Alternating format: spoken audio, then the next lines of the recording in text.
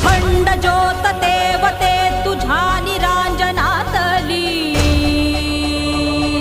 अपार भाव भक्तीने तुझीच मूर्त पूजिली। त्रिशूल खड्ग घेऊनी विनाशण्या असुर ये, बनून रौद्रगामिनी प्रकाशण्या तिमिर ये। प्रतीक नारी शक्तीचे वैष्णवी महेश्वरी, तुझाच अंश राहू दे सदैव माझ्या अंतरी। आई अंबे